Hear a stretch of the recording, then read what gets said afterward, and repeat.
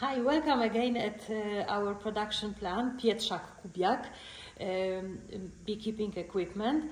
We are today making a short video about our new products for biotechnical methods for Varroa control.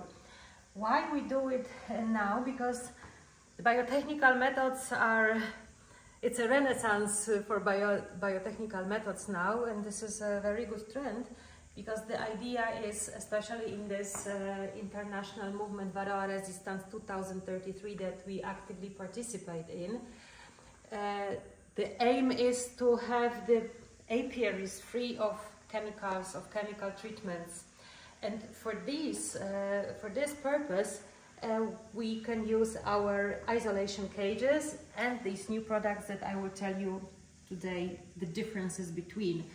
I want to explain it because we receive many phone calls from the customers. There is a big interest and there is a little bit of confusion. What should I buy? What is better? What is the difference in how the method works? So that's why I want to take a little bit more time today and explain step by step the differences. You can always come back to this video. You can share it also with your beekeeper fellows. So feel free to use it or ask us the questions. Before I start with specific item, I want to mention the publications. This is the book that was issued last year. It's available in English. As far as I know, in Amazon, it can be purchased. This is the book about summer brood interruption. The author is Alexander Uzunov, Martin Gabel and Ralf Büchler. These are the German it is available also in German, but it's available also in Polish. But here in this book, there is the explanation about the origin of the methods, the reason why to use them, and three basic methods are described, how to apply them. There is also a publication that is, it was issued this year. It is the biotechnical way for Varroa control. The author is our Polish professor from Lublin University, Professor Krzysztof Olszewski, and this book is being now translated into English and German, so it will be available in English very shortly. This is more technical book. Our professor is describing in details, method by method, and also, apart from a lot of photos, there is explanatory drawings and charts, like for example here, day by day, how to use the specific method. So that's why I would suggest to have this book on your shelf and then read it during winter time to get ready for the next season. So we can begin now. We are facing now the problem that our Varroa approach, the chemical approach, is slowly coming to an end, because what we received is the Varroa that is resistant to the chemicals. So we have to step back to biology and to come back to the old biotechnical methods that are mostly relied on both life cycle of the bee, but also the life cycle of the Varroa mite. And this is the idea of the isolation cages. We already have available on our market, we produce the cages for something like 20 or more years. But only recently there is the big comeback to biotechnical methods for Varroa control, to use the cages. We have a single frame cage that can be used for the Varroa control methods, but also we have the two-frame isolation cage that is also possible to use for Varroa control methods. For each of the methods, of course, there are the instructions, the scans, how to use them day by day, which frame to put into a specific time. But we face the issue that many beekeepers purchase these tools and they get confused after a while, what frame to put, which frame to remove, what to do with the frame. That's why there's the idea to make this process simpler more easy for the beekeeper and quicker also for the professional beekeeper. This is so-called sectional isolator, or we call it, to make it simple, a cassette, isolation cassette. This is a small cassette. This is 20 centimeters by 10 centimeters that can be installed on the empty frame, like here, but also it can be installed on the comb. I will come back to it later, which and when shall be installed. Why the size? The size is universal for every frame. So I want to show you how many frames we have in our frame library. Here is just a short example of the frames that we are making the tools for. So every isolation cage has to fit the frame itself, and then it has to fit the hive itself. It's just an example. This is not all. So this cassette itself, it has a universal size, so it can fit to every frame. Be it Langstroth, be it Dadant, be it any other frame, Zander or Deutsch Normalmaß, any other frame that you might use. So this is how it looks, and this is how it looks when it's installed on the frame. All you have to do is to remove this little screw. Inside of the frame there is a metric thread, so the cassette can be used multiple times. This is not one time use product. And then you just make a hole in the top bar of the frame and then screw it all together, and this is attached. You can place the cassette on the side, you can place it in the middle, you can place it wherever fits you best. And this is ready to use. The idea to combine the method is to combine two methods. The method of the isolation cage is the method with the brood. So you have a frame which is a trap for the capped brood, and inside of the capped brood there is the varroa mite that after the treatment you cut out this capped brood with varroa capped inside, and you melt it. So you destroy varroa, you destroy also viruses that are residing in the wax. And here this is the combination. This is the combination of complete brood stop that happens inside of this cassette, together with the method with the brood trap, with the trapping comb. So this is 2-in-1, and it's very simple to use. All you do, you take, for example, single frame isolation cage. You put the queen inside. There is a hole here. You put the queen inside of the cassette, and you lock her just with the small clips like that. Now the queen is locked inside. The construction of this cassette is made the way that she cannot lay eggs inside, and also worker bees cannot build the combs. So she is completely trapped for something like 16-18 days. The duration depends on the strength of the family, of the temperature, so the beekeeper has to observe. Now, once the queen is locked inside the cassette, you put everything inside of the isolation cage, you lock the whole construction with the lid, and then you place it in the middle of your nest. You close the hive and then you wait. The queen is caged for the 16 days. The rest of brood is emerging during this time. And after the first period, you just remove the lid. Then you just remove the clips. In that case, the cassette gets open. There is a hole in it, big enough. And after a short period of time, the queen is escaping into the isolation cage. So she's not going to the nest, but she's trapped in the isolation cage when she lays eggs, and then the varroa mites are again being trapped into the comb. So once the comb is sealed, after the rest 10 or 12 days, you just remove the whole construction. You release the queen to the nest, and you cut out the trapping comb to melt it.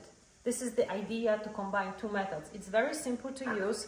It's very easy. You don't have to worry which frame I have to remove, which frame I have to shift.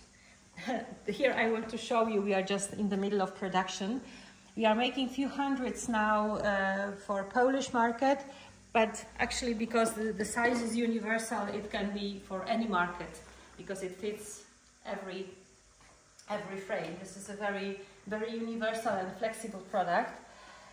In this method, as you see, you don't have to use any chemicals later on because you are working with the capped brood.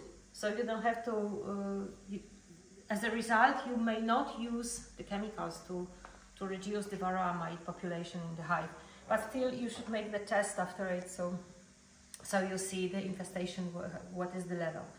The next step, this is a little bit of variation of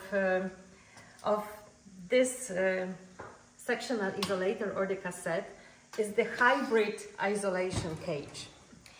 Our fellow beekeeper from Belgium, who was using the Chmary isolator for many years. Chmary isolator is the isolator that it's about 1 centimeter space between the walls, where queen is caged and she cannot lay eggs. So there is a complete brood stop, and after the Chmary, you have to apply either oxalic acid or any other chemical treatment. And after a while he said, okay, I also want to go free of chemicals. How can I make it work? And we figured out together the combination. It's kind of a hybrid of the isolation cage with the Chmary cage. So this is, the idea is exactly the same as with the cassette. So this is the combination of the complete brood stop method, and then the next phase is a trapping comb method. Here is the construction. This is a 1 frame isolation cage. Of course, the size will be different from Langstroth. It will be different from that for Dadant. It will be different for all different frames. As you see, for every frame it has to be the dedicated size. But anyway, we have the 1 frame isolation cage, which is divided with the vertical queen excluder. I will pull it out. This is the vertical queen excluder, but it is constructed in the way that it has special holes. I will tell you later why the holes.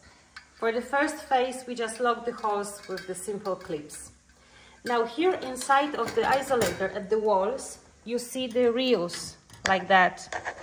So this is the place where the vertical queen excluder is going down. They have to be in the specific distance from the side wall of the cage. The distance inside should be 11 millimeter. So that's why this is very precise how to mount the reels here. I put the vertical queen excluder in it, and then I receive the 1 centimeter space. Because there is also always, how you call it, there is also a spacing difference, tolerance, about 1 millimeter. You can lock the excluder just with the wooden beam, which is 1 centimeter. Every beekeeper has it. You can just slide it down, and then the excluder is fixed for good. So this is where you are sure that inside is 10 to 11 millimeter. So this is the space where the queen cannot lay eggs. You keep the queen up. What you do next, of course, sorry. You put the frame to the other part of the cage. Again, you lock the whole construction. Yes, and then you put it inside of the nest. You arrange the nest, and then you wait for the first 16 until 18 days. During this time, the queen is completely caged. She cannot lay eggs. After this time, you either can remove, you have to release the queen from this space to this space. And in order to do so, remember there was the hole in the vertical excluder. So you either remove these clips and then lock the whole construction. That's one. Or this lock has special holes and I will show you what to do with the hose. There is a little tool. You can put it in just inside of one of the hole and just slide the hole clips to one side or to another side. You don't even have to remove the lid. You just slide it to the side. And then one gap is open. Through this gap, the queen is going from complete brood stop to capped brood or cupping or trapping comb side, where she lays eggs. And again, the varroa is trapped in the sealed or in the capped brood that you later remove, cut it out, and either give it to your chickens, as Frederick Dunn is saying, or you melt it to get rid of the viruses from the wax. So, what I want to tell about the differences. If somebody already has the cage, the isolation cage, that he purchased some time ago, it's enough if he buys just the small cassette. The idea of these two methods is the same, but of course if you buy just the cassette, it's cheaper. Once you have the cage, you can apply it together. But if you don't, for example, have the cage, probably it's easier to use this hybrid isolation cage. Because, well, we call it Mercedes in our plant, because it has all inside, it has all in one, and it's just so easy to use it. Of course, it will be more expensive if you buy this, comparing to just the cassette, but the idea of working is exactly the same. All of these ideas basically came from conversations with beekeepers, but also with Varroa Resistance 2033 biotechnical group. So this is all the ideas coming from different sources, and I think this is very valuable because these are flexible methods, and then many beekeepers can use it. They are simple. This is the aim for them, to make it simpler, so the beekeeper doesn't have to worry that oh, I missed one day, or which frame should I remove, what should I do, or I'm losing too much brood. So this is the main idea, to use it, to make it available for people and to make it easier. We of course have the instruction, which is also available in English, but we are working also on German version for the cassette method. But basically the hybrid isolation cage is, the idea is the same, because it's combining the two methods. It's just about the days, how many days it needs to have the whole brood emerge from the rest of the nest. So these are the differences. I hope I explained them all. But as I mentioned, just the cage itself can be used, or the two-frame cage can be used for the biotechnical methods, which are that aim is to remove the chemistry from our apiaries too. But of course there are also other biotechnical methods, like the Scalvini cage or queen caging or the Chmary method, which I mentioned before. But yet here you are collecting varroa on the bees. So for these methods you have to apply either the oxalic acid or you have to apply the acaricides, which, as we follow the Varroa Resistance 2033 movement, we want to avoid. As an aim, we want to reach the apiaries free of chemistry. And here are the tools that any beekeeper can basically use. You don't have to have a special breeding ideas and breeding skills. Of course, breeding is also very important, but as a first step, you can stop using chemicals. Of course, this is not revolutionary, but this is evolutionary, so this is step-by-step process.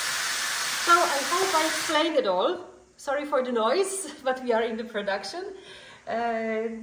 I believe that many of you can start using at least the sectional isolator, the cassettes. These are the fantastic ideas of many fantastic beekeepers and the scientists, so we invite you for this. And please follow the Varroa Resistance 2033 page too.